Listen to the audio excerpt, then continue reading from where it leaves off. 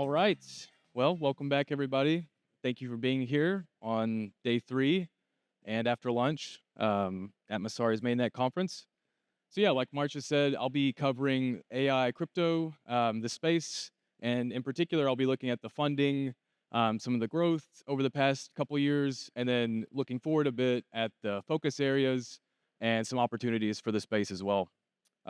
As Mark just said, I'm Seth Bloomberg. I work at Messari as a research analyst on our enterprise team. So let's get into it. All right, at Messari, we have a ton of good funding data. So I pulled some of that just for 2024, just to give a sense of what that space looks like and also some of where this funding's going to get an idea of who's building. So just over the course of this year, there's been about 525 million in funding across a variety of teams. And if you start to break that down a bit to see where that's being allocated, it's primarily been at the pre-seed and the seed stage, and that's largely reflective of the space in general. It's still fairly early and nascent, so a lot of teams just getting started and building out their products. Um, the second point there is largely these teams are building in the infrastructure, kind of the base layers. And in this next slide, I'll kind of talk about what that looks like and what the infrastructure area is for AI and crypto. But I will say if you look at the data and looking at kind of Q2 this year up to present date, there's other areas that are getting funding, which is good to see. So I've put a few of those names at the bottom left of this slide there just to highlight these. So I'll briefly mention these. Sentient is one that's taking on a big challenge of trying to monetize open source models and reward folks for contributing to that space. They've raised a large round at 85 million. On the right there is Vana, which is kind of working in the data layer. They're trying to get folks to contribute data to these data DAOs, which is an interesting concept. They've raised 25 million in total funding. Protea is kind of at that compute layer. They're primarily focused on image models right now on their platform. And then Pin AI recently raised 10 million, and they're kind of at the application layer, building more like personalized agents for users. So let's look at the funding. And now I just wanted to look at the stack and then also kind of like a market map picture to see what's going on there. If you're unfamiliar with AI, I think from like a model perspective, there's three almost core components for AI models. The first, kind of at the bottom there, is around data. AI and AI models are very data hungry. They typically need lots of data to be performant. So if you want to build one of these things, you typically want to suck in as much data as you can. So that might be scraping the internet or using like very wide and open sources of data to prep for your model. So that's one component is data.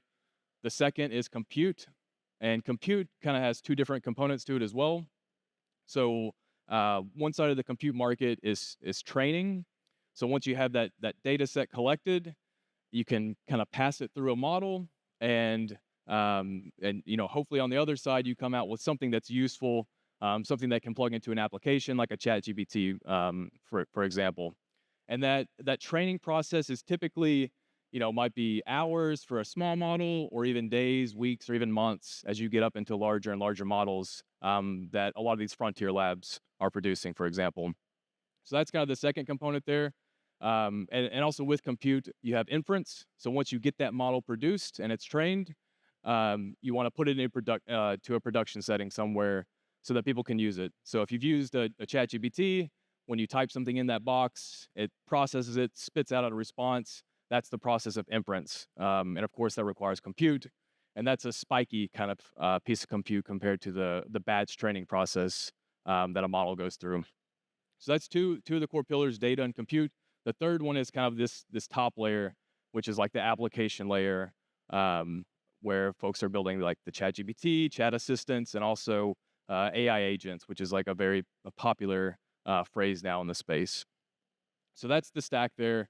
Off on the right, you can kind of see, this is a market map from early 2023, so roughly a year and a half ago. Just a handful of teams at each of these layers. Maybe there's a few missing there, but for the most part, this was it. It wasn't a super buzzy space at the time, just really getting started. So if you fast forward into this year, this is kind of a current market map, and I like this one in particular. It's crowdsourced from whoever wants to contribute to it. It's maintained by Topology, which is a VC in the space.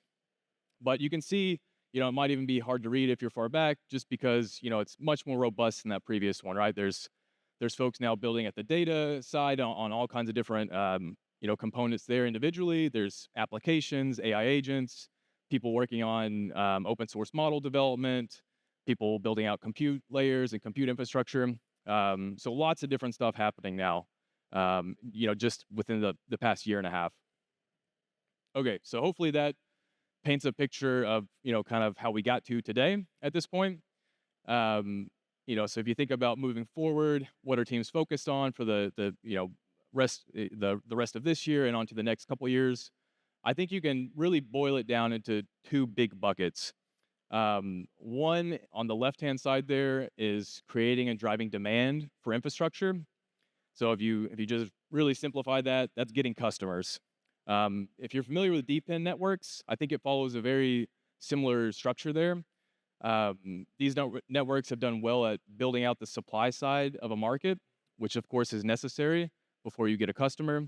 But now, as I said, it's been about a year and a half for a lot of these teams. Now they want to generate revenue, they want to get customers, they want people to use what they've built out. So that's one big bucket there.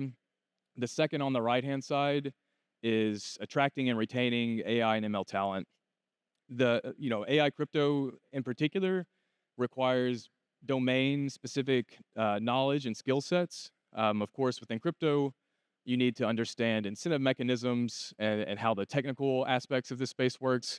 And then, of course, AI is its own separate domain that's constantly changing every day.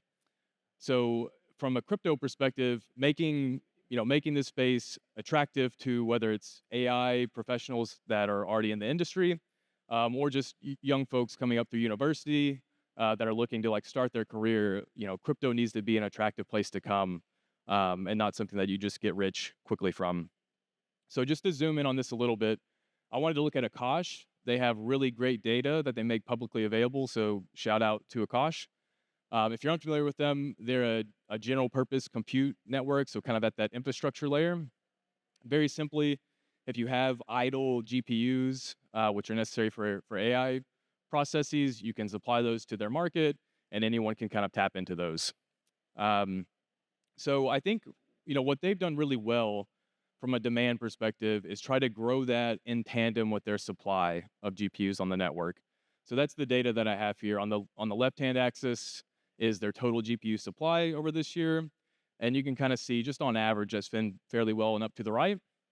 Their utilization for the back half of this year has been somewhere between that kind of 32 to 40%. And I think they'd probably rather get that closer to roughly 60 to 70% utilization. But I think they're a good example of how to think through this demand problem and go about that.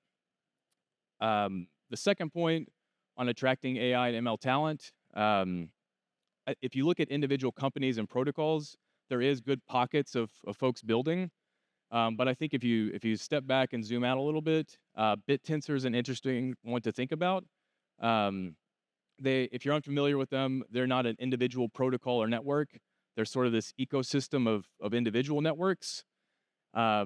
Most of them are focused on one of those particular layers of the stack. So that's compute or data, something to that effect. And if you start to look at the companies that are working there, they do have a lot of good talent that's come into the space. So some of the larger AI labs are building there from like Google DeepMind. So that's kind of like an area that I think is probably the most important between the demand and the attracting AI ML talent. Yeah, so I'll just leave it there, and just wanted to shout out Messari Research. If you're interested in learning more about this or reading anything, head there. If you want to talk to me about any more of this, I'll be by the booth later, or you can find me on Telegram or Twitter. Thank you.